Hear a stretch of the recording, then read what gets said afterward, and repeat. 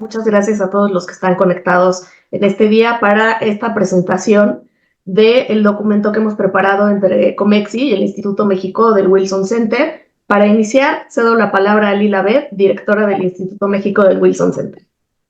Muy buenos días, muchas gracias Alejandra. Para todos los que no me conocen, como bien dijo Ale, yo soy Lila Beth, directora del Instituto México del Wilson Center, y es un placer para mí darles la bienvenida a este seminario virtual en el cual se discutirán los principales resultados y propuestas del reporte que el Instituto México y el Consejo Mexicano de Asuntos Internacionales elaboraron en conjunto. En un año tan crítico para la relación bilateral, entender las tendencias y las causas estructurales que impulsan la migración desde Centroamérica hacia Estados Unidos es fundamental, ya que los próximos mandatarios de México y Estados Unidos tendrán la tarea de trazar políticas conjuntas y regionales para abordar los crecientes flujos de migrantes que son forzados a salir de sus países de origen por falta de oportunidades económicas, altos niveles de violencia e inseguridad, la corrupción, la pobreza, el cambio climático, la inestabilidad política, entre otras causas. El reporte de hoy presenta una visión general sobre las tendencias de migración desde la subregión hacia el norte del continente, destaca las causas estructurales de la migración y describe los esfuerzos internacionales de desarrollo que ya existen en esta región. De igual forma, las propuestas del documento se centran en el desarrollo sostenible como punto de partida para atender la migración irregular, debido a que el desarrollo sostenible es un denominador común en los esfuerzos bilaterales y en los cuales ya se han logrado varios avances importantes. Estados Unidos y México han establecido distintos mecanismos, como bien lo dice el reporte, para abordar la migración desde Centroamérica, como el programa Sembrando Oportunidades, el cual ha coordinado recursos y esfuerzos para atender las causas de la migración. El fenómeno del nearshoring, o la relocalización de las empresas, y el amplio comercio transfronterizo entre ambas naciones también presenta una oportunidad única para que los beneficios económicos puedan tener un derrame en el sur de México y en los países de Centroamérica. Pero por supuesto, para ello se requiere forzosamente la participación del sector privado para incrementar las oportunidades laborales en las cadenas de suministro de la región de América del Norte, un componente necesario también para mitigar las causas estructurales que impulsan la migración. Lo que queda claro es que tanto Estados Unidos como México enfrentan desafíos compartidos. Ambos países ya son destino para los migrantes, y es por ello que las políticas y propuestas para atender la migración deben de estar alineadas y coordinadas entre ambos países, con una visión tanto regional como global. El Instituto México está sumamente agradecido con Comexi por este proyecto que realizamos en conjunto, y aprovecho también la oportunidad para agradecerle a los autores y los ponentes que nos acompañan hoy para hablar en más detalle sobre las propuestas y las estrategias que presenta este gran reporte. Y con eso te cedo la palabra, estimada Alejandra. Muchas gracias por involucrar al Instituto México, y de nuevo muchas gracias a todos los panelistas y al auditorio que nos acompaña esta mañana. Muchas gracias. Muchas gracias, Lila. Les comparto además que Lila tiene que hacer un viaje, entonces no se va a poder quedar en el resto de la conversación. Muchas gracias, Lila, por estar esta mañana. Y bueno, ahora sí voy a presentar a los demás. Como todos tienen unas extensísimas trayectorias y un montón de logros profesionales, en esta ocasión, todos los que están conectados y quieran conocer más sobre las trayectorias de nuestros panelistas, por favor visiten el sitio web de Comexi. En un momento les pondrán en el chat la liga para ir directamente a las semblanzas. Y entonces ya sin más, a nombre del Consejo Mexicano de Asuntos Internacionales también les doy las gracias. Este documento ha sido muy importante para nosotros, no solo por haberlo hecho de manera conjunta con el Instituto México del Wilson Center, sino porque, como ya adelantó Lila y como van a decir a mayor detalle nuestros autores y comentaristas, además se publica en un momento muy oportuno, en el que ambos países estamos en proceso de cambiar nuestros gobiernos y se abren nuevas oportunidades para atender este tema que afecta a ambas naciones. Ya lo dijo Lila, ambos países somos ya de destino de migración, y por supuesto el tema de las diferentes causas que motivan la migración seguirán siendo un asunto en nuestras agendas políticas en ambos países, y esperamos que con las recomendaciones hechas en este documento, ambas administraciones, tanto en México como en Estados Unidos, puedan recoger algunas para seguir trabajando juntos. Entonces, para presentar Alineando Caminos Paralelos, recomendaciones para la colaboración entre México y Estados Unidos para atender la migración irregular del norte de Centroamérica, están con nosotros Celia Toro, que es una académica de larga trayectoria, actualmente adscrita al Colegio de México y es vicepresidenta del COMEXI. Andrew Ruthman, Senior Associate en CSIS Americas Program y antes director del Instituto México en el Wilson Center. Diego del Moral, que actualmente colabora con el Fondo de la Organización Internacional para las Migraciones para el Desarrollo, que son 3 de los autores de este documento. Y para comentarlo tenemos a el embajador Jorge Álvarez, diplomático de carrera desde 1987, embajador de México en diversos países y docente hasta la actualidad en diferentes universidades, así como Senior Fellow sobre el Indo-Pacífico aquí en COMEXI. Y, last but not least, Eric Olson, miembro del equipo de liderazgo y director de políticas e iniciativas estratégicas de la Fundación Internacional de Seattle y miembro del Wilson Center. Sin más, Celia, por favor, te cedo la palabra. Muchísimas gracias, Alejandra. Los saludo a todos, a ustedes y al auditorio. Me sumo a los agradecimientos, desde luego, al Mexico Institute y de manera muy especial a Andrew Ruthman, porque fue él el que nos invitó a participar en este proyecto, el que lo propició, de alguna manera lo condujo. Andrew tiene aquí una responsabilidad, un agradecimiento especial. Desde luego a COMEXI, que nos permitió trabajar, tanto a Alejandra López de Alba, que participó como investigadora y redactora de este documento, y la enorme paciencia de Alejandra y de nuestro presidente Sergio Alcocer, porque no entregábamos y no entregábamos y no entregábamos el documento que finalmente tenemos aquí frente a nosotros.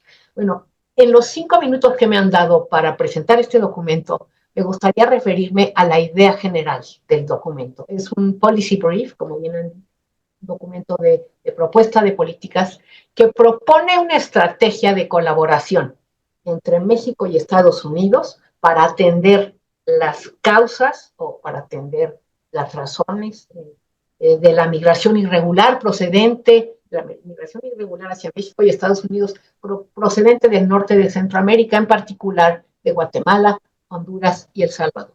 Esta es una propuesta de colaboración que desde luego está acompañada por el compromiso previo de ambos gobiernos. Tanto el presidente Biden como el presidente López Obrador se comprometieron a atender de manera conjunta las causas estructurales que explican esta migración, un compromiso plasmado en diferentes ocasiones, pero por lo menos desde junio de 2021, cuando se firma este memorándum de entendimiento, a propósito, por cierto, de la visita a la Ciudad de México de la hoy candidata a la presidencia de la República de Estados Unidos, Kamala Harris. Este compromiso se ratifica después, junto con lo que decía Lila Beth, en el documento Sembrando Oportunidades, que invita a la colaboración entre las agencias de cooperación internacional para el desarrollo de los dos países, AMEXID y USAID.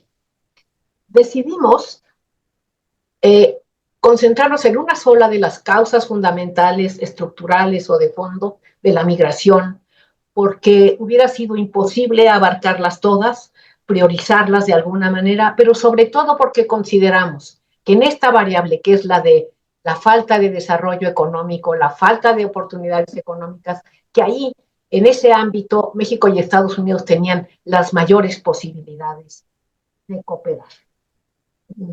Planteamos entonces una propuesta de colaboración que consiste en lo siguiente. 1. Continuar la tendencia que nos recordó bien Diego Dewar de hace ya casi 10 años, de trabajar juntos para impulsar el desarrollo de la subregión.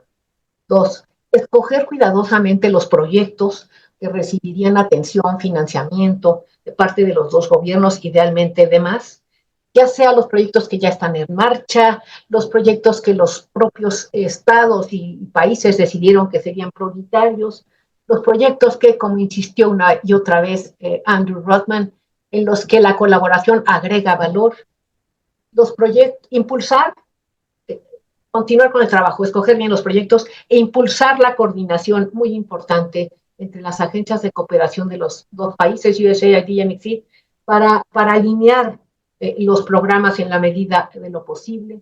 Y 4, propiciar un diálogo permanente.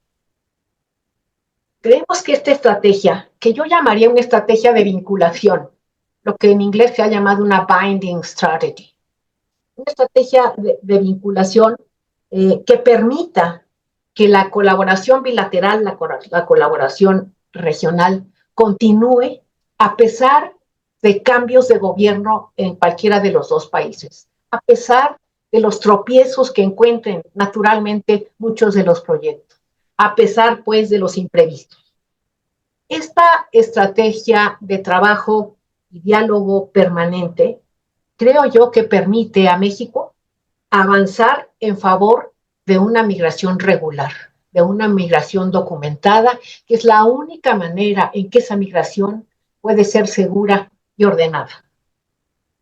Esta estrategia de vinculación facilitaría también o facilitará también la negociación de acuerdos regionales para atender a la movilidad de las personas en la región y nos permitiría reafirmar nuestra convicción de que las políticas migratorias no pueden basarse exclusivamente en la contención de migrantes. Finalmente, trabajar de esta manera, esta estrategia, nos permitiría influir sobre las políticas migratorias de nuestros vecinos al norte y al sur, para impedir quizá que se tomen decisiones unilaterales que afectan a todos y sobre todo a los migrantes y a los solicitantes de asilo.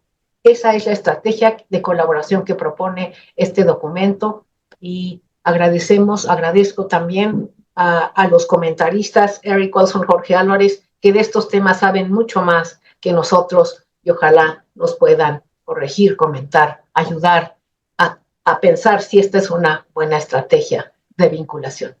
Muchas gracias. Gracias, Celia. Ahora vamos con Andrew Rudman, por favor. Gracias, Ale.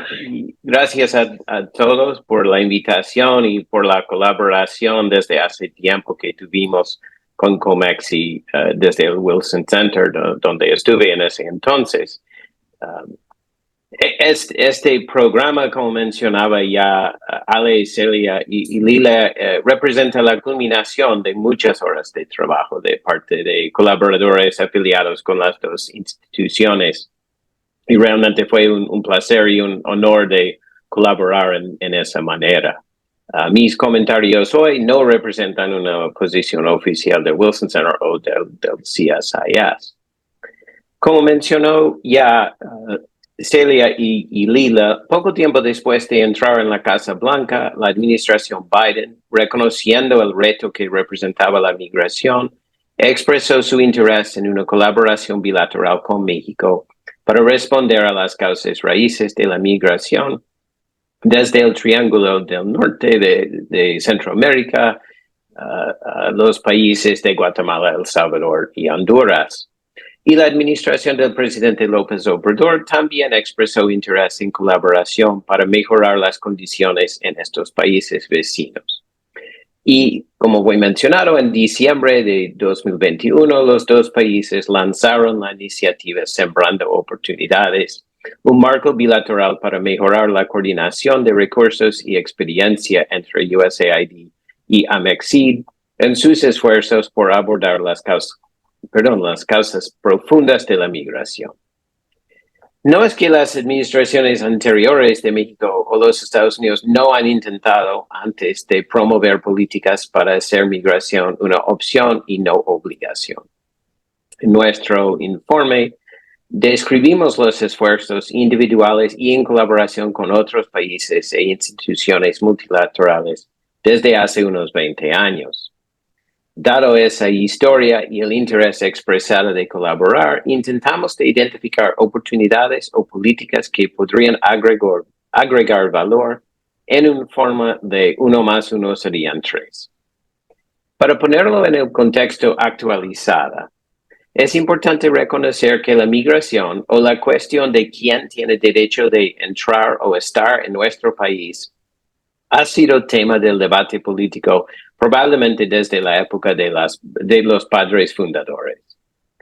El énfasis en el control de la migración desde México y América Latina se remonta a los 80 durante la administración Reagan, sino antes.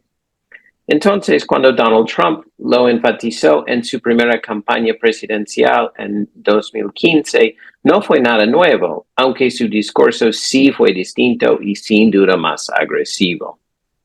Durante la campaña del 2020, migración también fue uno de los temas principales y el entonces candidato Biden comprometió una política distinta y más humana en comparación con la de la administración Trump, incluso con más atención a las causas raíces del fenómeno.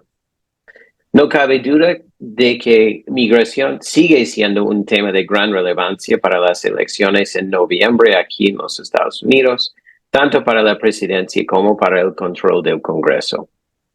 El Partido Republicano ha concentrado mucha atención en el tema desde que el expresidente Trump arrancó su campaña para 2024, insistiendo que los migrantes representan una amenaza a la seguridad nacional, que trafican drogas y roban trabajo de ciudadanos. Trump también promete la deportación de millones de personas que entraron en los Estados Unidos sin permiso legal si gane. Un resultado de su énfasis en los riesgos representados por la migración no autorizada es que ahora, en vez de hablar de migración, los medios y los políticos hablan de seguridad fronteriza. No es simplemente, en mi opinión, el uso de una palabra en lugar de otra, sino un esfuerzo de demonizar los y las migrantes. También insisten los republicanos que la candidata demócrata, el vicepresidente actual, Kamala Harris, fue designada como border czar por presidente Biden y entonces tiene responsabilidad por no haber resuelto la crisis. En realidad, la administración Biden, bajo un orden ejecutivo en febrero de 2021, creó una estrategia para las causas raíces y es esa estrategia que tiene Harris la responsabilidad. La estrategia ya obtuvo compromisos de inversión del sector privado de más de $1 billón. Es importante subrayar que la migración representó un reto para administraciones anteriores en México y en los Estados Unidos y lo sigue siendo. Y es también importante, como mencionó Lila, de notar que la administración de Claudia Sheinbaum y la administración estadounidense que entra en enero de 2025 tendrá que responder también a las causas raíces de migración desde El Salvador, Guatemala y Honduras y muchos otros países de ese hemisferio y de todo el mundo. No es, como mostramos en el proyecto, un tema de resolución fácil o rápida, sino algo que requiere un esfuerzo de largo plazo con la participación de gobiernos, comunidades, organizaciones internacionales y el sector privado, trabajando juntos como ahora están México y los Estados Unidos por medio de Sembrando Oportunidades y sus agencias de desarrollo USAID y AMEXID. Gracias de nuevo por la invitación y la gran colaboración entre COMEX y el Instituto México. Y con eso les cedo la palabra. Gracias. Gracias, Andrew. Ya empiezan a tocar varios de los temas que creo que más adelante nuestros comentadores y nosotros mismos podremos regresar. Diego del Moral, por favor. Sí, muchas gracias y bueno, también primero que nada agradecer al Mexico Institute y al COMEXI por toda la oportunidad de participar en este proyecto y por todo el apoyo que nos brindaron durante la elaboración del documento. Y bueno, quisiera comenzar regresando un poco a lo que había mencionado Andrew, de todo el análisis histórico que realizamos de las iniciativas que han emprendido tanto México cuanto Estados Unidos en los últimos 20 años. Y bueno, mencionar que esto también se realizó con el objetivo un poco de ver qué se ha hecho, cómo se ha hecho, cuáles han sido los objetivos, los temas incluidos y qué tipo de proyectos se han impulsado. No puedo entrar al detalle de toda esta historia que cubre las iniciativas de los últimos 20 años, pero solamente quiero destacar que este repaso histórico revela también que nos encontramos ante un momento importante, pues ambos gobiernos, México y Estados Unidos, han expresado la voluntad para la colaboración, al menos en el sentido de alinear los esfuerzos entre sus respectivas agencias de cooperación, AMEXID y USAID, que se expresa claramente en el marco de Sembrando Oportunidades. Y de hecho, como bien mencionó Celia al principio, mantener este diálogo y la colaboración incipientes es la recomendación más importante que avanzamos en el policy paper, pues subyace y es un requisito para todas las otras 5 recomendaciones más específicas que proponemos y que paso a describir ahora, al menos rápidamente. Las primeras 2 recomendaciones se refieren a las áreas de juventud y empleo, por un lado, y de pequeños agricultores y cultivos rentables, por el otro. Estas recomendaciones se basan en el trabajo que ya instrumenta en este momento MEXID, específicamente en los programas de Sembrando Vida y Jóvenes Construyendo el Futuro en los 3 países del norte de Centroamérica y que están incluidos en el marco de colaboración de Sembrando Oportunidades y en el trabajo conjunto entre las agencias de cooperación. La recomendación consiste específicamente en mantener estos esfuerzos para fomentar las complementariedades y el alineamiento entre proyectos y programas que ambas agencias ejecutan, pero ir más allá, también a buscar alianzas, como bien mencionó al principio Ela, con actores locales y con el sector privado local o también con filiales de empresas mexicanas o estadounidenses, lo cual podría traducirse en oportunidades de empleo para beneficiarios del programa de Jóvenes Construyendo el Futuro después de concluirlo, o el mantenimiento de cadenas de suministro y la comercialización de productos agrícolas para quienes participan en Sembrando Vida. La tercera recomendación se refiere al tema de la facilitación del comercio y este involucra un nivel de esfuerzo medio, pues se encuentra más allá del marco actual, aunque cabe mencionarlo, existe y nos basamos en esto una experiencia bilateral, además de condiciones estructurales propicias, como es la relocalización de las cadenas de valor. Específicamente, México y Estados Unidos podrían retomar su experiencia en la gestión de su frontera, una frontera que, como sabemos, bueno, además de lo larga que es, tiene miles de millones de movimientos, bueno, en valor representan miles de millones de movimientos al año. Y esta experiencia se ejemplifica por ejemplo, en la iniciativa para la administración de la frontera en el siglo XXI. Con lo cual, retomar esta experiencia y unir esfuerzos se podría brindar asistencia técnica para contribuir a mejorar los mecanismos de procesamiento del comercio transfronterizo e internacional en la subregión del norte de Centroamérica, replicando buenas prácticas que se han logrado identificar en el pasado y también con la adquisición de nueva tecnología. Finalmente, las 2 últimas recomendaciones se refieren al tema de infraestructura energética y estas 2 se tratan de las recomendaciones más ambiciosas y también de las que requerirían el mayor grado de esfuerzo entre ambos gobiernos, aunque se identificaron 2 proyectos en específico. El primero se trata de la conexión de México al sistema de interconexión eléctrica de los países de América Central, el llamado CIEPAC, con lo cual se permitiría mejorar no solamente la competitividad del servicio eléctrico en la subregión. Por el momento, rápidamente, solo Guatemala puede realizar transacciones de electricidad con México y también sería necesario aumentar la capacidad de transmisión del sistema, aunque ha sido algo difícil en el pasado, porque esta es una iniciativa que surge recurrentemente. Un acuerdo al respecto entre los 6 países centroamericanos que componen el CIEPAC. Y en este contexto, la recomendación es que México y Estados Unidos de manera conjunta establezcan un diálogo con el nuevo gobierno guatemalteco, ya que esto se vuelve apremiante porque también la reciente denuncia del gobierno guatemalteco del Tratado para el Mercado Eléctrico Centroamericano, con lo cual se retiraría de esto en 2031. Entonces, establecer un diálogo con el nuevo gobierno guatemalteco y también con el sector privado para lograr la conexión eléctrica de México con el CIEPAC y utilizar ambos países sus buenos oficios y continuar con la voluntad de diálogo para llegar a un acuerdo entre México y los países de Centroamérica para la adquisición de energía. Finalmente, la última recomendación llevaría a la provisión de gas natural a la subregión para la generación de energía, con lo cual también se podría contribuir a una reducción de los costos. Sin embargo, para ello, y esta es más con la recomendación, se requiere la construcción de un gasoducto para poder suministrar el energético.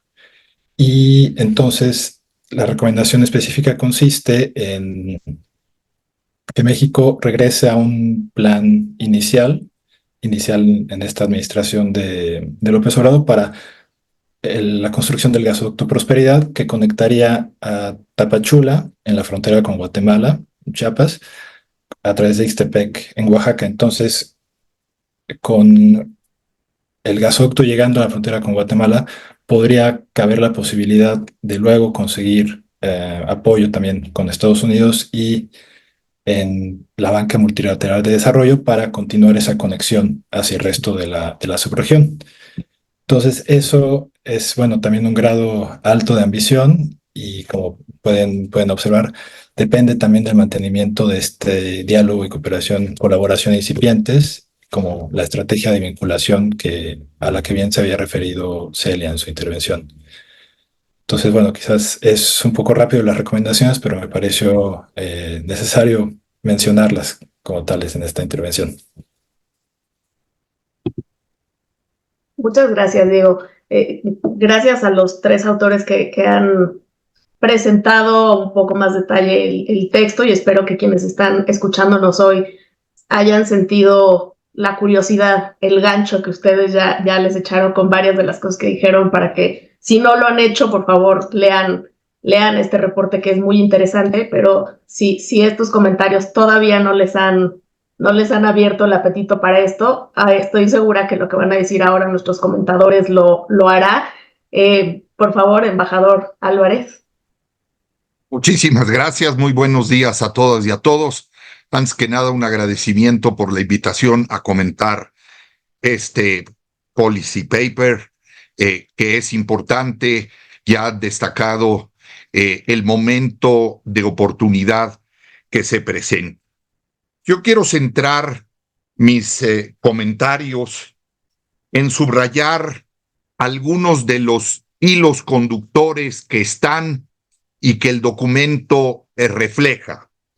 En primer lugar, el compromiso y la voluntad tanto del gobierno de México como del gobierno de los Estados Unidos para buscar efectivamente construir una visión compartida, habiendo tenido a lo largo de más de 2 décadas una experiencia en donde los esfuerzos han ido cada uno en un carril, en una dirección, y en donde el factor que en los últimos años se ha hecho cada vez más patente en los intereses de ambos países, que es el de la migración irregular, ha hecho la necesidad justamente de avanzar y hacer esfuerzos en donde se alineen estrategias, en donde haya convergencia de esfuerzos.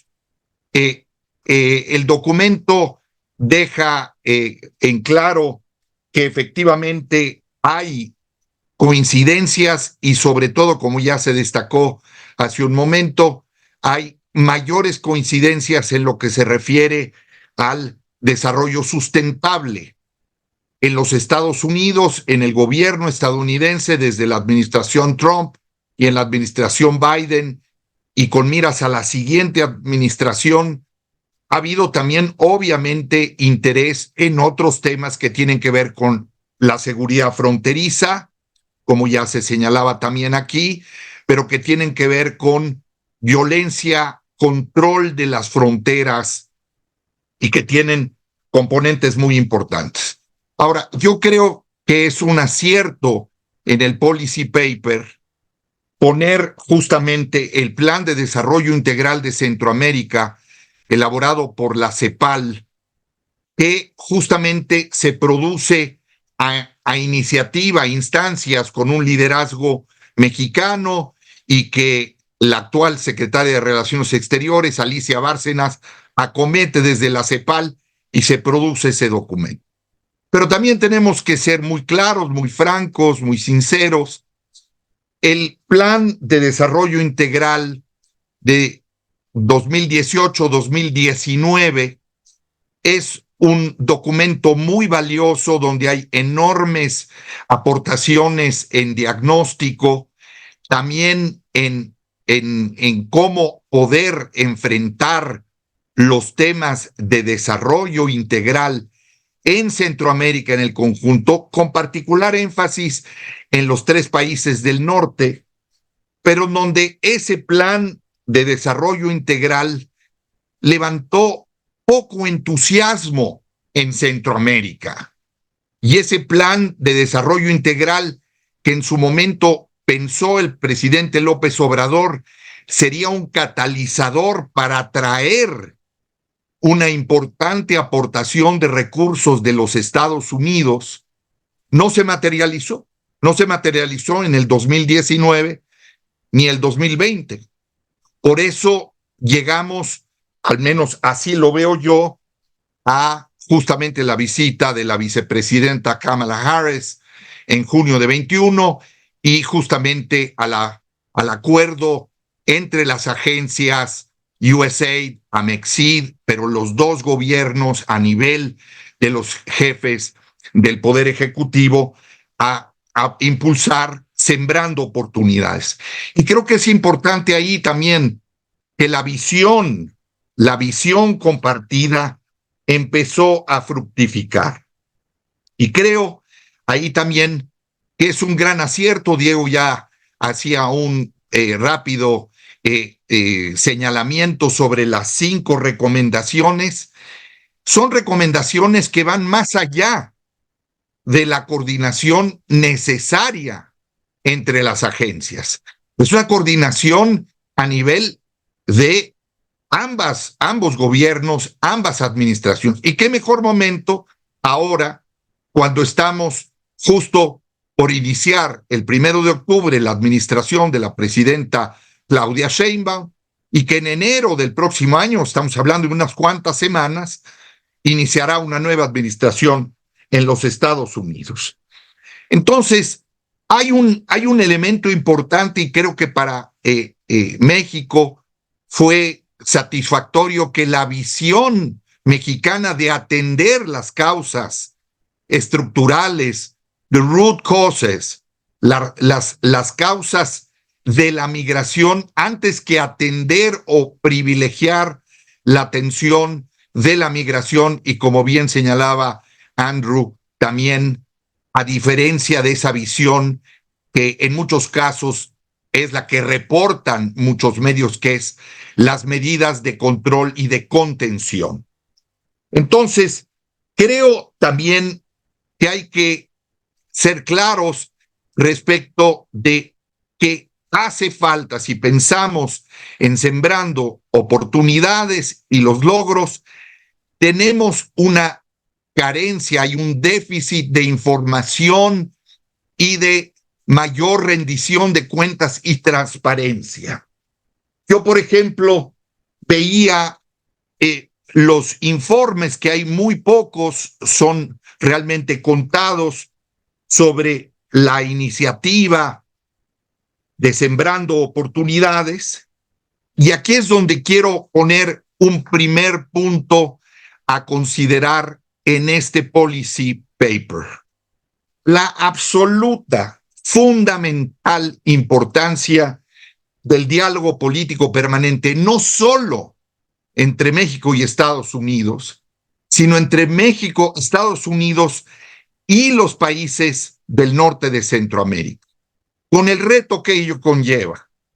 Creo que todos estamos atentos a que hay una nueva administración en Guatemala en circunstancias políticas complejas. La llegada del presidente Bernardo Arévalo fue, sin duda, un logro importante. Entonces, el diálogo político tiene que ser entre México, Estados Unidos, Guatemala, México, Estados Unidos, Honduras, México, Estados Unidos, El Salvador, sin tampoco caer un poco en el espejismo de que podemos hablar con los 3 países juntos y que ellos 3 son un bloque. No lo son.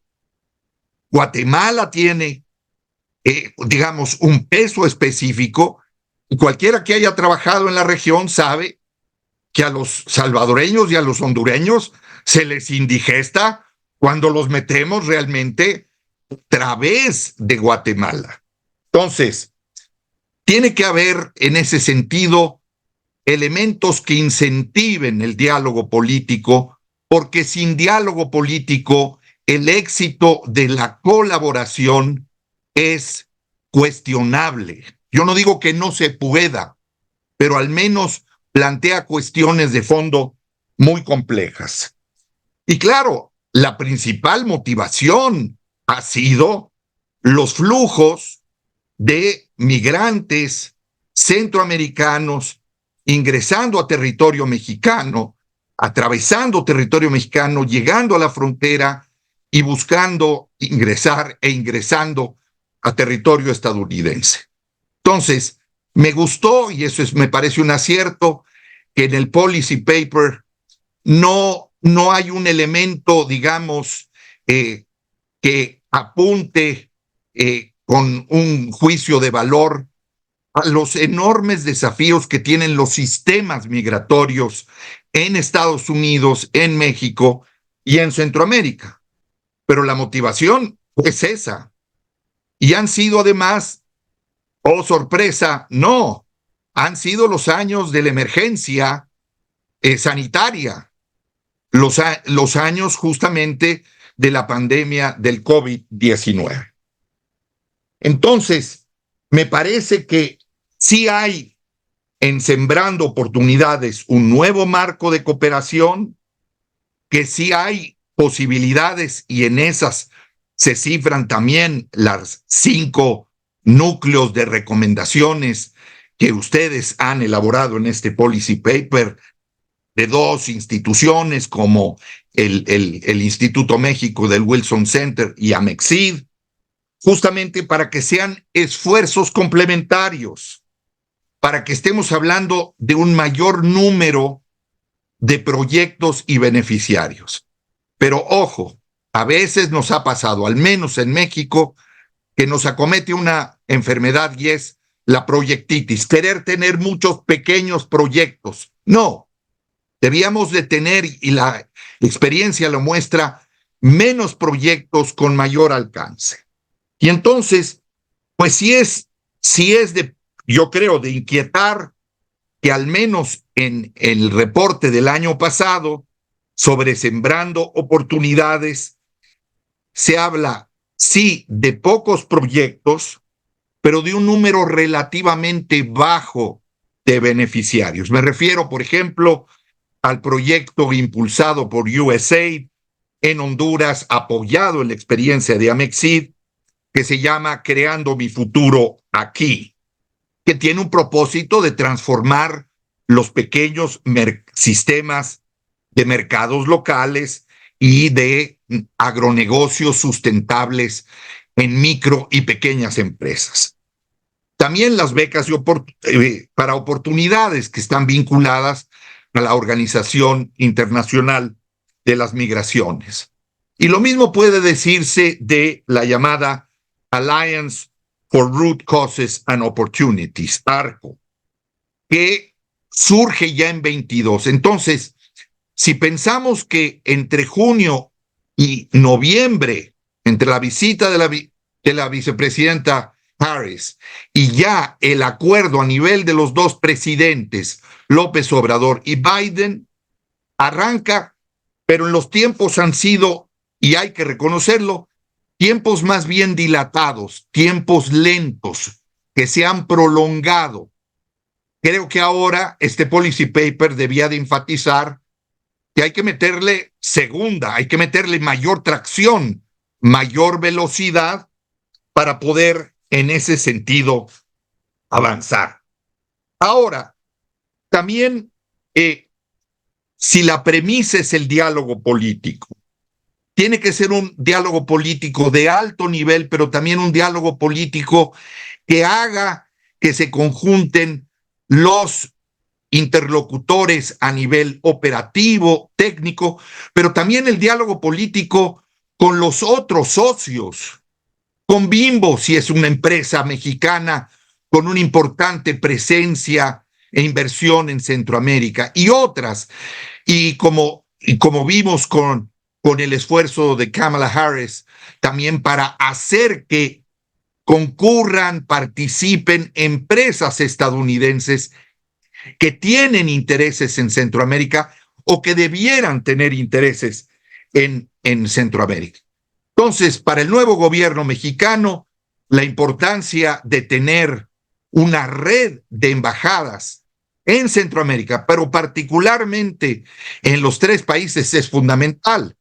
Está el nuevo gobierno de Bernardo Arévalo, se ha reelecto el presidente Bukele en El Salvador, con todas las consideraciones que eso conlleva, en fin, si hay afinidad, no hay afinidad, hay cercanía o no, con el gobierno de la presidenta Xiomara Castro.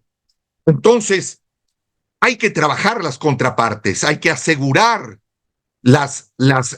digamos, la interlocución, no solo a nivel de las representaciones diplomáticas, sino de un trabajo de construcción interinstitucional. Y volviendo a confirmar las necesidades y prioridades de los países. El plan de desarrollo integral queda un poquito atrasado.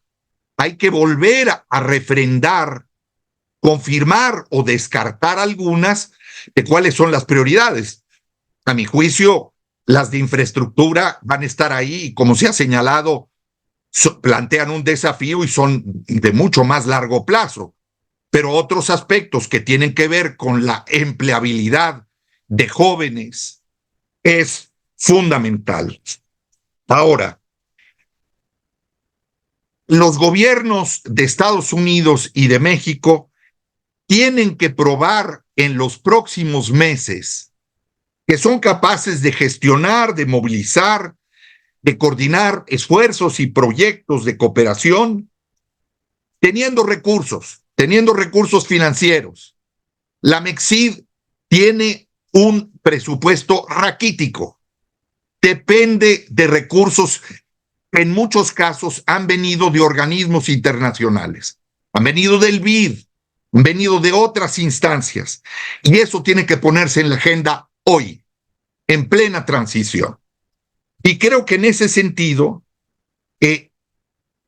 la cooperación con los países del norte de Centroamérica tiene que quitarse de alguna manera también el que solo es la etiqueta de 2 proyectos emblemáticos. Sí, Sembrando Vida y Jóvenes Construyendo el Futuro. What next? ¿Qué sigue? ¿O cómo se construye sobre esos? Porque parece, en ese sentido, importante cómo hacer que los 2 países trabajen y trabajen con una visión de corto, mediano y largo plazo para fortalecer además sus capacidades de coordinación, de colaboración, y que también incluyan en ese sentido no solo al norte de Centroamérica. El sureste de México se ha centroamericanizado. Eso es una realidad de la migración.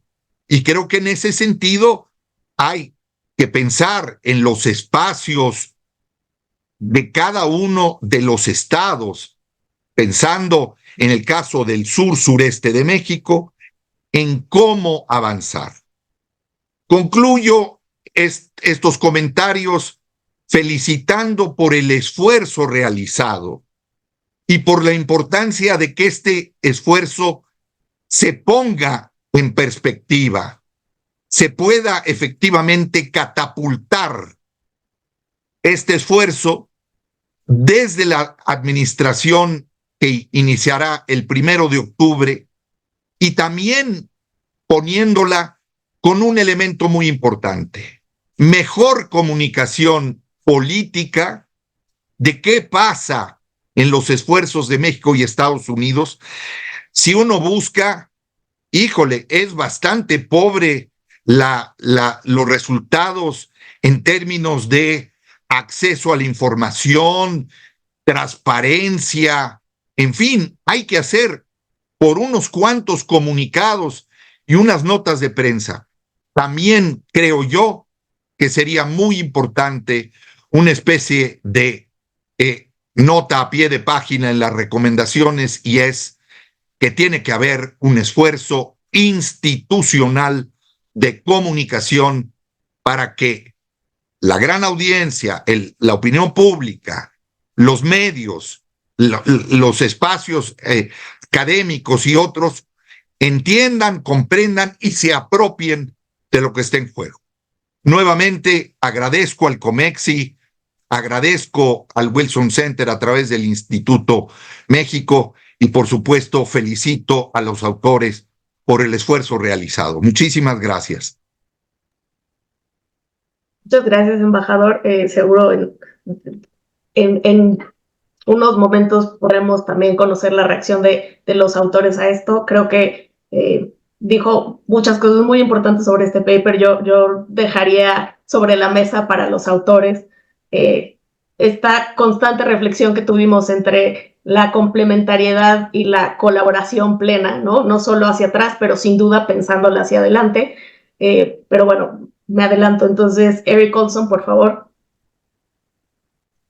Bueno, también quiero agradecer a todos los autores en particular. Sé que un labor de este tipo es sumamente difícil cuando uno lo quiere hacer solo uno, y hacerlo entre comité es sumamente más complejo. Así que les felicito por este gran trabajo, y también felicitar a COMEXI y Wilson Center y el Instituto México por realmente ser modelos de lo que se quiere lograr, ¿no? Trabajar conjuntamente, no es solo hablar teóricamente, pero hacerlo conjuntamente, viendo un problema como este, un reto como esto, como algo que hacer y pensar y trabajar conjuntamente. Creo que es sumamente relevante e importante. Y también felicitar al embajador Álvarez, porque él ya sabe lo que yo iba a decir y ya lo ha dicho todo, así que no sé si tengo mucho que decir ahora, pero lo voy a decir muy brevemente, y quizás muy puntual, ¿no? Uno es obvio, pero hay que seguir repitiendo que hacer las cosas en colaboración, conjuntamente, es sumamente importante. Yo vengo de mis años en el Mexico Institute trabajando temas de seguridad, y el lema en ese momento era la responsabilidad compartida. Y creo que eso funciona también aquí. Todos tenemos una responsabilidad ante una gran crisis humanitaria que viene desde Centroamérica, y debemos tratar estos temas conjuntamente, en paralelo, y buscar sinergias en las estrategias. Yo creo que hay que repetirlo porque no podemos presumir que los próximos gobiernos van a compartir esta visión. Y aquí quizás estoy hablando más de mi gobierno que el próximo gobierno de México, pero yo creo que no debemos decir, bueno, eso ya se trató, ya no tenemos que hablar de eso, todo el mundo lo acepta. Y por eso les felicito de no dejar este tema. Ahora, como comentario, yo diría que quizás me hubiera gustado también una discusión no solo de cómo trabajar conjuntamente en este gran reto, pero sobre el tema de la efectividad de los programas. Yo creo que el embajador Álvarez lo ha dicho de una manera mucho más elocuente de lo que yo puedo, pero para mí también no se trata solo de colaborar una estrategia, que es la colaboración, sino qué se va a hacer que realmente tenga el impacto esperado.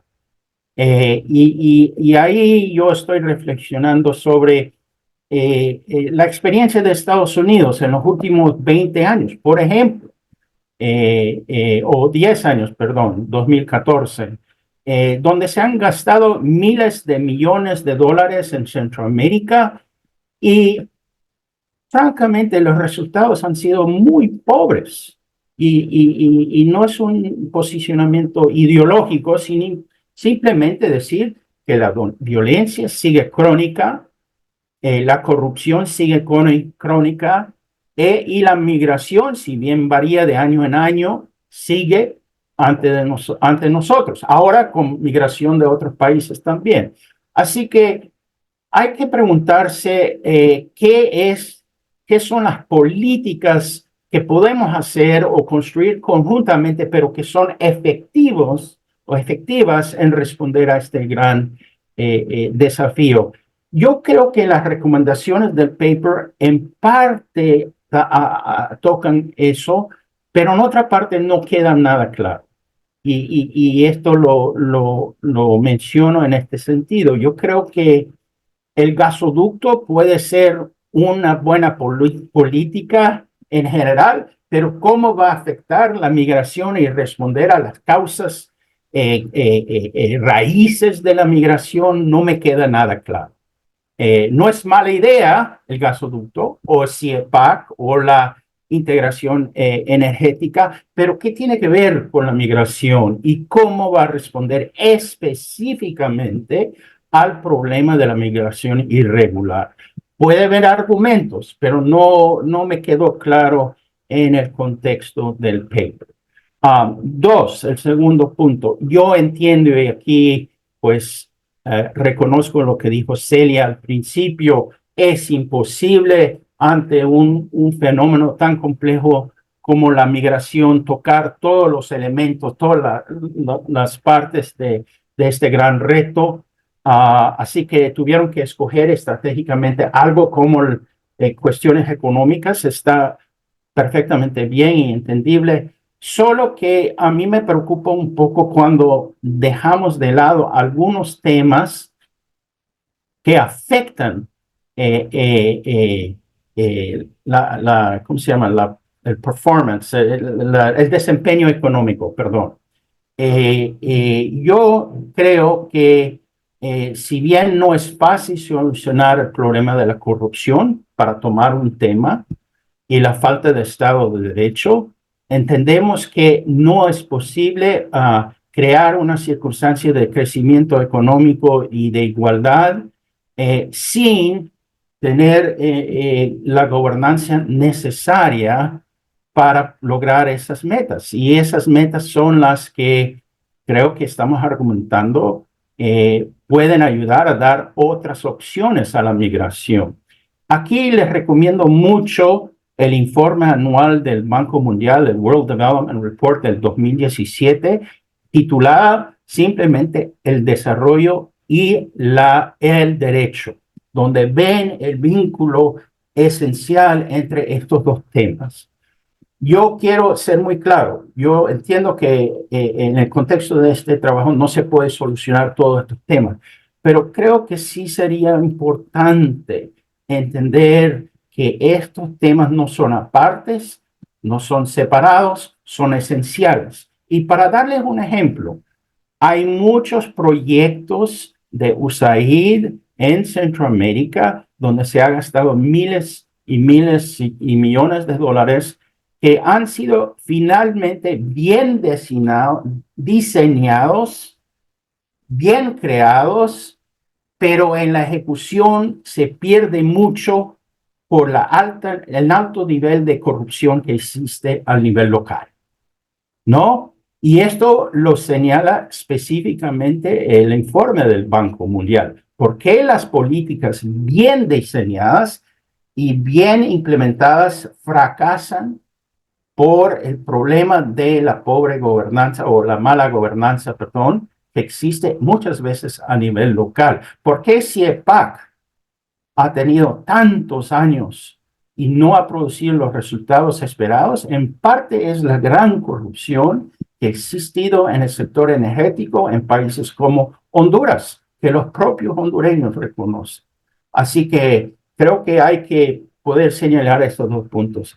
Sé que se me va el tiempo, simplemente voy a mencionar un tema más que tocó brevemente el embajador Álvarez, que creo que es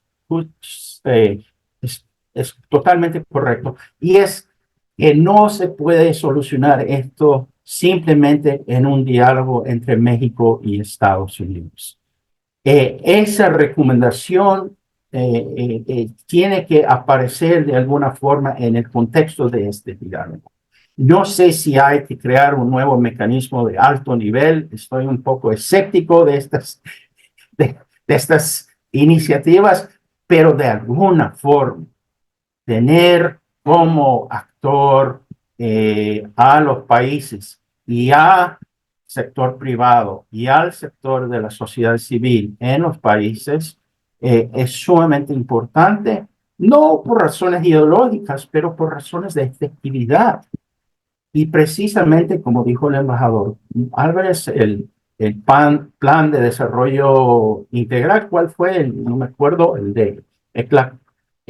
No fue bien recibido en Centroamérica, no porque estaba mal hecha, sino no era de ellos y no entendían cómo ellos iban a poder manejar eso. Entonces, mira, no es una crítica, sino algo de énfasis que creo que sería importante reconocer. Los centroamericanos, y yo me he dedicado muchos años de trabajar sobre Centroamérica y México, están también cansados de ser vistos como el objetivo y no como el actor en su propio destino. Y eso es sumamente importante en estos contextos. Ahí lo voy a dejar para que pueda haber más diálogo entre nosotros y los participantes. Muchas gracias. Muchas gracias, Eric. De nuevo, en continuación con lo que ya dijo el embajador Álvarez, ¿no? El tema del diálogo político, que además hacia futuro se antoja que además, ¿no?, se tenga que emplear, ya lo mencionaron ustedes, ¿no? Cada vez son más países de la región y de las subregiones contiguas que están transitando por México para llegar hacia Estados Unidos. El tema de la efectividad, el tema de involucramiento en la sociedad civil y de todos los actores posibles. Para esto, ¿les parece? Vamos con una ronda de reacciones de nuestros autores en el mismo orden en el que habían presentado, en lo que también a quienes están conectados, por favor, háganos llegar sus preguntas a través de la herramienta de Q&A. Es una cajita que está abajo, tiene un signo de interrogación y dice Q&A. Por favor, ahí escríbanoslas y yo las estaré transmitiendo a nuestros autores y comentadores. Celia, por favor. Bueno, la que sí me llevo aquí bajo el brazo como recomendación importantísima es la de la necesidad de hablar sistemáticamente con los países de América Central. Como esta era una estrategia bilateral, pero no debimos haberlo dejado de lado. Yo tenía la impresión de que el programa de desarrollo integral que tanto entusiasmo despertó desde CEPAL, en la misma Alicia Bárcena, nuestra canciller hoy, había tomado en cuenta, sin lugar a dudas, uno por uno, todas las deseos y propuestas de los países a los que estamos haciendo referencia. Ese programa de desarrollo era el resultado de las consultas. Es decir, no se trata, como es con frecuencia el caso, de ahí te va mi idea de tu desarrollo. No, se suponía que eso había sido a lo mejor no lo fue, pero nosotros lo tomamos como estas son las prioridades que esos países han anotado como tales, porque ¿cómo saber nosotros cuáles son sus prioridades? Nos pareció que ahí había un documento, pero sí hizo falta decir que esta colaboración, no solo entre las agencias, sino entre los gobiernos, mantener el diálogo permanente entre México y Estados Unidos, pero con cada uno de ellos también, ¿no? O sea, pensar en la estrategia bilateral no puede dejar fuera, puesto que lo que estamos tratando de construir, de eso no me cabe la menor duda y no estoy segura de que vayamos a tener éxito, pero en esa dirección estamos caminando, es un sistema regional de manejo de la migración, porque la migración es regional, porque hay que atenderla así, o si no, no va a haber manera de que sea ordenada, segura, regular y humana. Entonces ahí tengo todo. Ahora bien, lo que dice Eric, para mí era tan frustrante estar escribiendo sobre el desarrollo sin saber nada de desarrollo. Hemos abandonado el estudio del desarrollo. ¿Cómo es que los países crecen? ¿Cómo es que los países reparten la riqueza?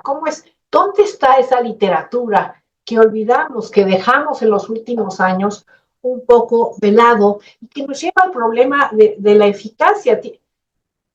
O de nueva cuenta, también tomo, y eso nos lo han señalado muchas personas, y así fue, es quién ha hecho la evaluación de lo que estamos haciendo, para ver si seguimos ahí, si lo cambiamos o si cambiamos de rumbo. No hemos evaluado los programas que están en marcha desde hace 10 años, si quieren verlo así, para no irnos más lejos. Y sin eso, pues no tenemos brújula, no tenemos manera de saber por dónde ir. Pero sí, no deja de ser impresionante el fracaso rotundo que ha representado la cooperación internacional para el desarrollo.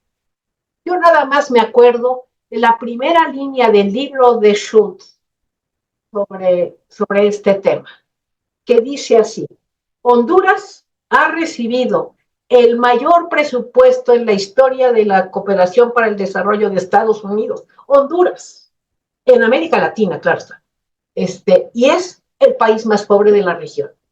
Bueno, o sea, ¿cómo es que esto no funciona y no funciona por más que? Última, tenemos que pensar mejor desarrollo de verdad. Y lo otro, si no incorporamos a las empresas, no va a ser posible, pero no solamente a las empresas estadounidenses, sino a las mexicanas, como anotamos bien, las 11, 12 empresas mexicanas que tienen importantes inversiones en la región y que en consulta con ellas o con sus representantes estaban en la mejor disposición de aumentar su inversión en Centroamérica. No sé, no puedo más que agradecerles sus comentarios porque me parecen atinadísimos. Gracias, Celia. Andrew.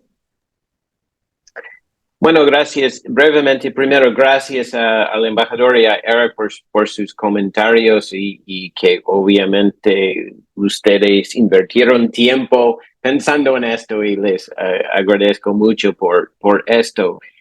Estoy completamente de acuerdo en esa idea de que tenemos que involucrar los tres países y no necesariamente juntos, sino aparte. Tuvimos muchas conversaciones durante todo el proceso, ¿no? De si hacemos referencia al Triángulo del Norte o no y cómo hacerlo, porque como bien dice, no es bueno, son tres países que por casualidad son cercanos, pero no son un grupo necesariamente. Entonces creo que eso es importante. También la observación sobre rendición de cuentas y transparencia, ¿no? Tenemos que estar seguros que los gastos de los Estados Unidos, de México, de las instituciones multinacionales realmente rinden resultados, ¿no? Como dice Celia, ¿por qué después de invertir tanto dinero estamos en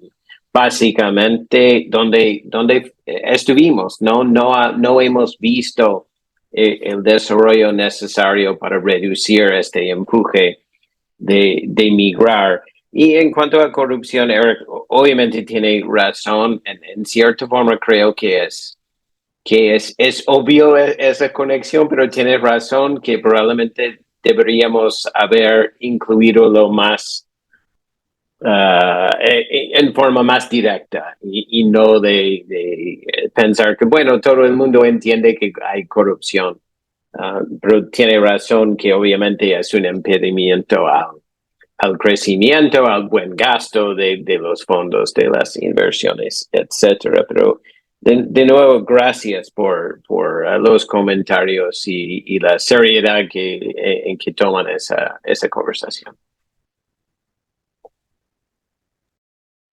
Gracias, Andrew. Diego, por favor.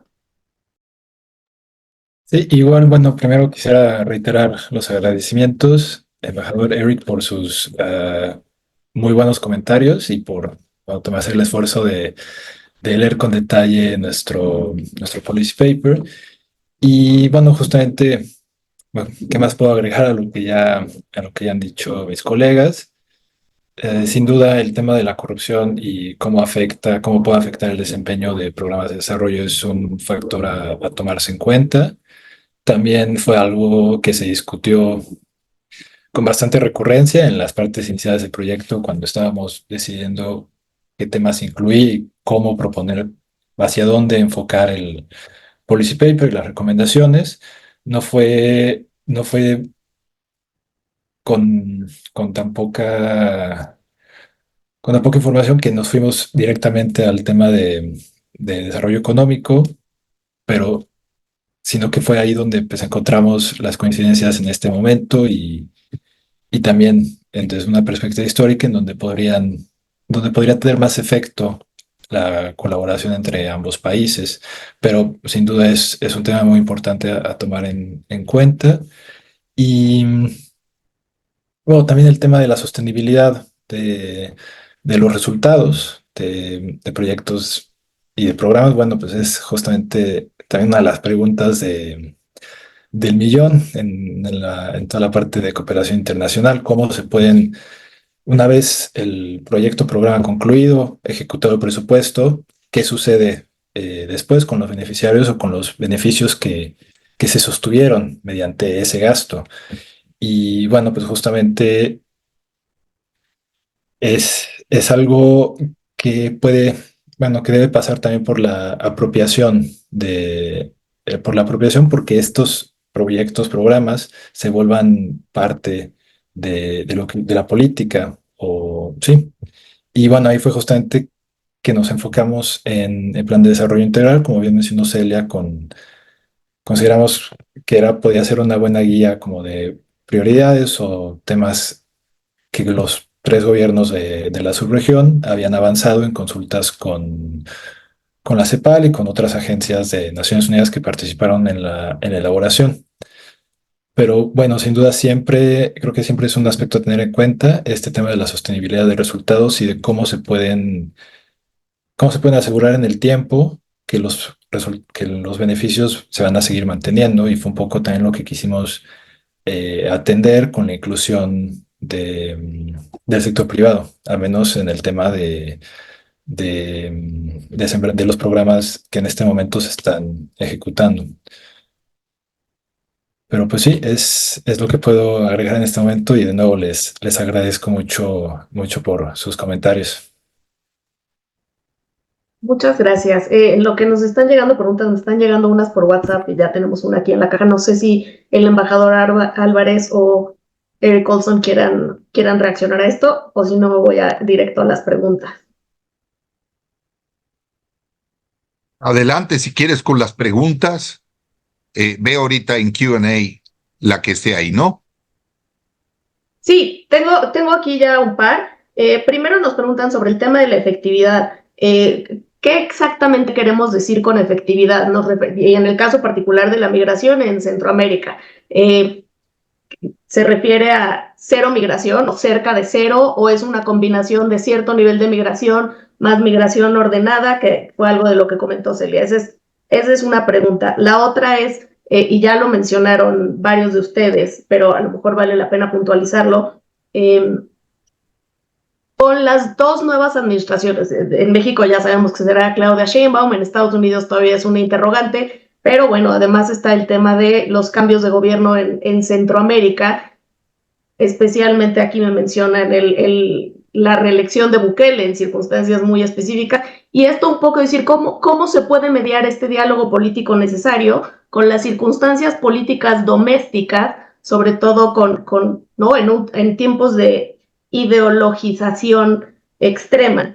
Y tenemos otra que es muy técnica, se refiere a la corrupción en programas sociales. Una propuesta de combate a la corrupción es la transferencia de recursos de manera directa, pero ¿realmente es esto suficiente o se requiere de sistemas avanzados como la dispersión de recursos con sistemas blockchain o smart contracts? Bueno, digo, a reserva de lo que van a decir nuestros comentaristas y nuestros autores, tal vez la pregunta también sería si las transferencias directas son el mejor mecanismo para el desarrollo o no, ¿no? Y tiene que ver con algunos de los programas específicos. Si quieren lo dejamos ahí para que puedan contestar estas, y ahorita vamos con otra ronda de preguntas. Muy bien.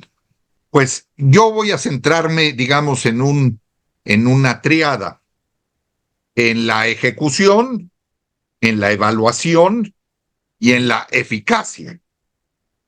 Si pensamos, por ejemplo, en los programas de Jóvenes Construyendo el Futuro y Sembrando Vida, el gobierno mexicano, siguiendo su propia experiencia, optó por una dispersión de recursos directa. Y sabemos que hubo importantes aportaciones del orden de varios millones de dólares, con un factor positivo bajo la idea de evitar la intermediación propicia de la corrupción o al menos del desvío en la aplicación de esos recursos para los objetivos de esos programas, pero también con un efecto negativo. A los gobiernos los sacó prácticamente de la jugada. Esto es, si la dispersión se hacía directamente a través del sistema bancario salvadoreño o hondureño o guatemalteco, eso planteó también, digamos, un cierto desánimo o desinterés. Yo creo que la ejecución es fundamental y aquí habría que ver cuáles son las capacidades de ejecución sobre el terreno de las agencias mexicana y estadounidense, pero también sin dejar de lado, pensando que hay que literalmente hacer caer los proyectos como en paracaídas en los países del norte de Centroamérica. ¿Quiénes son los interlocutores? Con todos los desafíos que eso plantea. Porque recordemos también las altas y las bajas del sistema de integración regional centroamericano y también las complejidades de la integración que son vistas de manera diferente entre Guatemala, El Salvador y Honduras. Para mí es fundamental que la evaluación juegue un papel protagónico, no accesorio. No es evaluamos post facto, evaluamos a lo largo de. Y en eso hay que ser muy críticos, hay que cambiar mucho del, digamos, del diseño institucional en las agencias, pero también de las agencias con otras instancias de las administraciones mexicana, estadounidense, guatemalteca. Por ejemplo, ya hubo una reunión trilateral, México, Estados Unidos y Guatemala. Yo como Andrew a veces tengo mis reservas y seguramente Eric las tiene también y ustedes, que es no pensar que los nuevos mecanismos, porque son nuevos, ipso facto nos van a dar, digamos, las vías. Pero yo sí creo que es fundamental que haya permanencia en el diálogo, que haya nivel de la toma de decisiones, pero que haya también horizontalidad al interior del gobierno mexicano. A veces me pregunto si estamos lo suficientemente informados o coordinados intragobiernos. Y creo que eso es también importante porque eso es lo que también vamos a encontrar en nuestros socios y así hay que verlos. Son socios Guatemala, Honduras y El Salvador. Hay que ser receptivos y empáticos a eso. Y bueno, también tenemos que pensar que hay cambios importantes. Por ejemplo, hay un cambio que está en puerta, que está a la vista y que Centroamérica está también atenta, y particularmente los tres países. Me refiero al corredor interoceánico, me refiero a lo que es un posible cambio, o por lo menos la perspectiva de un cambio en la infraestructura fronteriza y en la infraestructura ferroviaria y los cambios en algunas condiciones en las que se dará y que se dará y que está empezando a darse en forma incipiente. Y yo creo que ahí hay que convencer, argumentar, dialogar e insistir unos y otros en los valores, en los pros, en los contras, en los desafíos que implica efectivamente avanzar ¿Avanzar hacia qué? La pregunta es, ¿qué queremos? ¿Queremos que disminuya la migración? La migración no va a disminuir si no es por razones estructurales, si no es por razones fundamentales en los países expulsores por el factor, digamos, de expulsión, pero también de atracción. Lo estamos viendo efectivamente en las cifras, sobre todo del año 23 al año 24, tanto en las cifras mexicanas como en las cifras estadounidenses. Y ¿qué queremos? Queremos una migración segura, ordenada, regular, humana. ¿Cómo conseguir eso?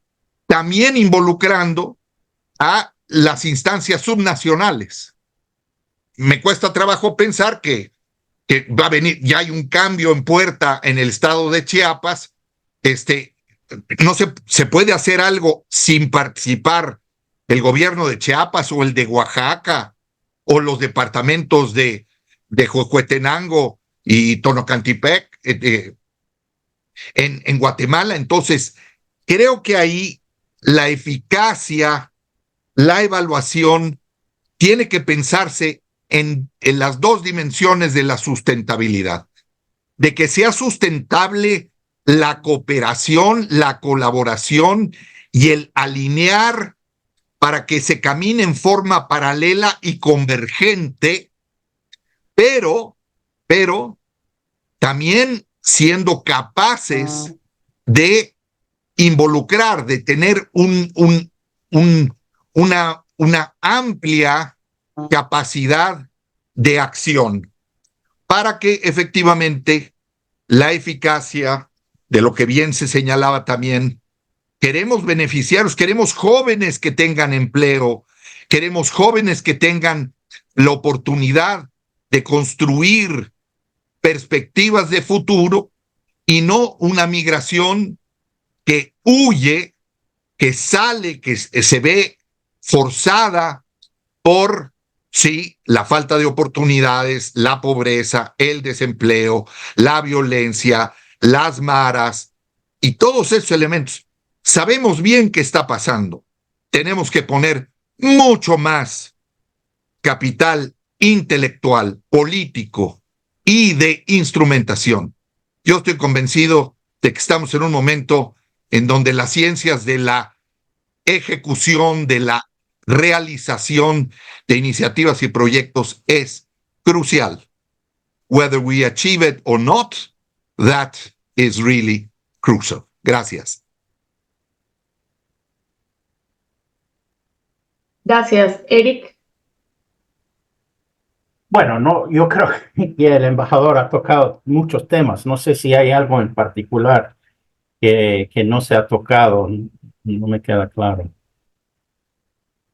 Digo, de las preguntas que hacía el público, pero si no, seguimos con otra en que nos preguntan qué otros modelos de desarrollo basados en experiencias en otras regiones, en otras partes del mundo, podrían ser aplicables para el Triángulo Norte de Centroamérica o incluso toda la subregión, que pudiera ser más efectivo que lo que ya se está haciendo. Eric, bueno, o cualquiera de los autores también, por favor. Sí, adelante, Andrew. O Celia, si quiere. A ver, si quieren, nada más decir una cosa rápido, Andrew, un segundo nomás. Lo de la transferencia de efectivo, los cash transfers famosos, aún eso fue extraordinariamente complicado, según nos revelaron los funcionarios de primerísima línea de Amexid. No tenían tarjetas, no había banco cercano, ¿me explico? O sea, hay que construir todo. A mí sí me queda claro que el desarrollo exige un Estado competente. Lo que Eric diría, una buena gobernanza. Sin eso no hay desarrollo, no conozco el caso. Pero también un sector privado y una élite que empuja al país en esa dirección. Y encontramos en nuestras múltiples entrevistas y reuniones, empresarios que han contribuido en forma en El Salvador, justamente, Calleja, por ejemplo, que ha impulsado la producción de pequeños, medianos productores que él mismo compra para distribuir en sus tiendas y felizmente o eventualmente incluso para ir a los mercados más grandes. Pero si no hay energía, si no hay conexión, si no hay cómo llegar, pues nunca, ¿no? Entonces, es muy impresionante el reto que representa. Nuestros funcionarios de Avexit viajaron, entiendo que por primera vez, directamente a los países para ayudarles. También USAID ofreció apoyo técnico, digamos, de qué plantar, cómo, cuándo. ¿Me explico? O sea, es todo un esfuerzo que es difícil decir, pues no sirve de nada. Pero lo que sí es que, como bien dice Jorge Álvarez, queremos gente con empleos, que no los obliguen a salir corriendo a otra parte. Y el desarrollo en el sureste mexicano ha ofrecido empleos a muchísimas personas procedentes de la región. O sea, si podemos ayudar en algo, aquí hay trabajo, creo yo. O sea, es mientras, ¿no? Porque ¿cómo construir un Estado?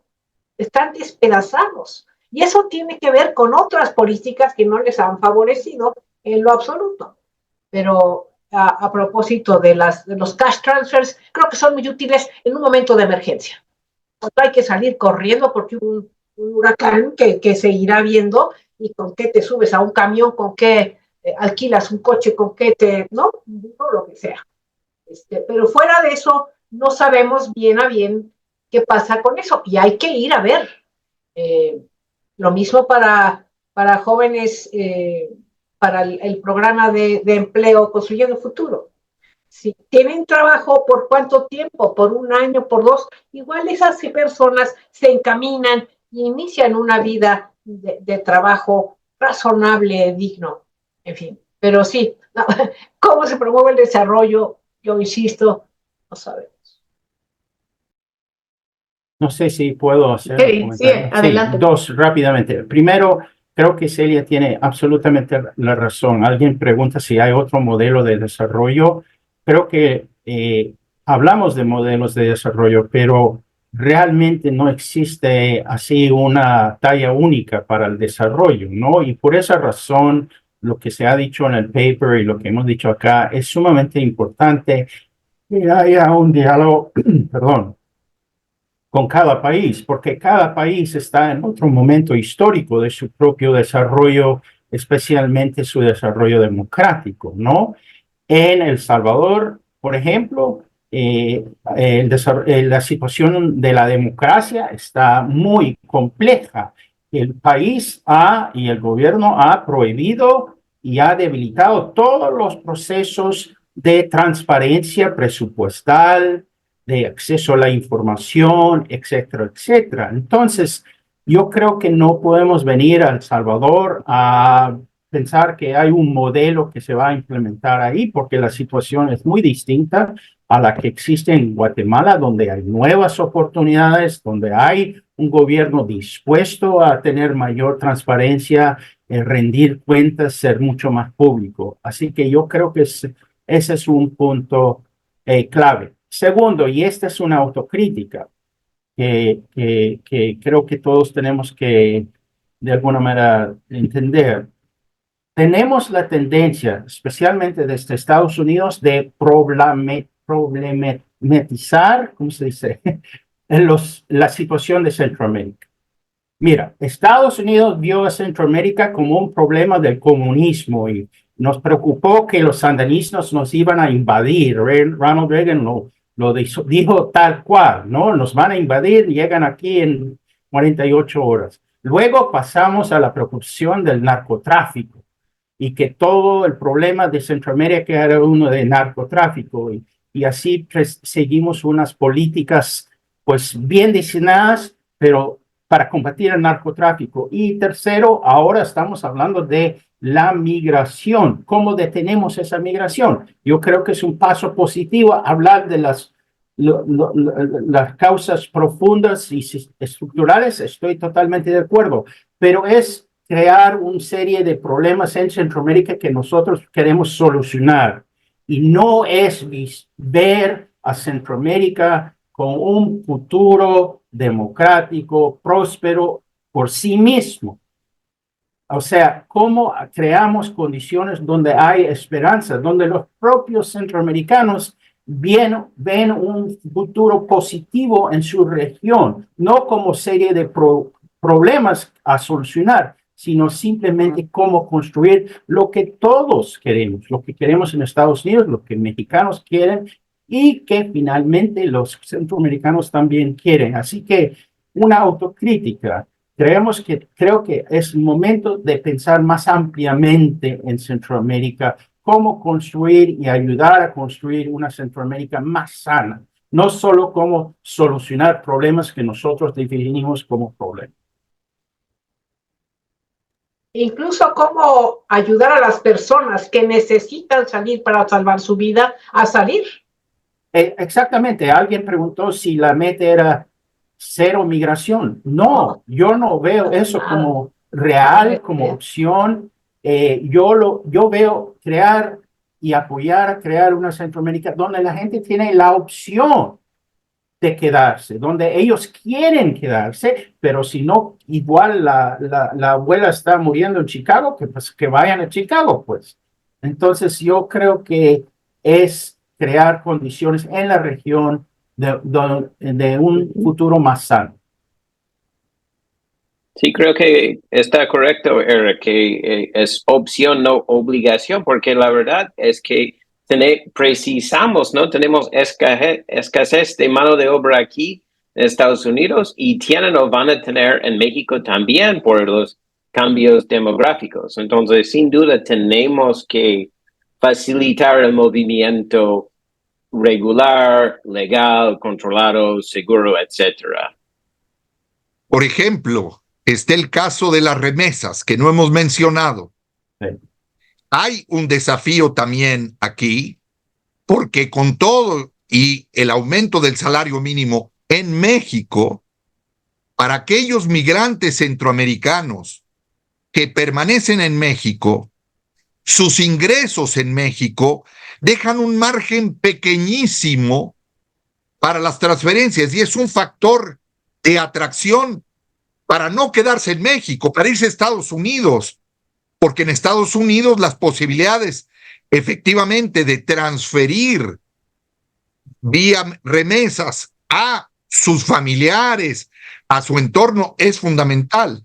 Entonces también hay que entrar en la economía local de la migración y en la economía misma de la cooperación y de la cooperación a estas alturas del siglo XXI en una subregión como Centroamérica, con las particularidades, como muy atinadamente Eric ha señalado, muchas veces las hemos visto con esos anteojos de problematizar.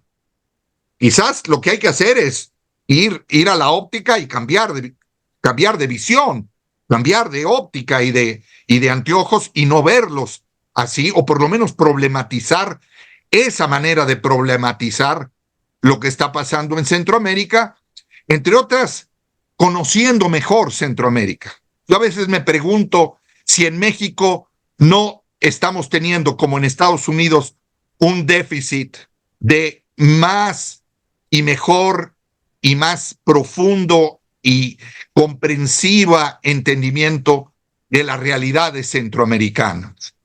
Creo que necesitamos, en tiempos como los que corren, mucho más jóvenes estadounidenses, académicos, pero también comunicadores y otros emprendedores jóvenes, conocer, entender y comprender y hacer nuestra las realidades hoy en Guatemala, como también necesitaremos atender con sus especificidades esas realidades cambiantes. Centroamérica ha cambiado mucho, mucho más a veces de lo que creemos, en sentido positivo, negativo, es debatible, pero necesitamos eso.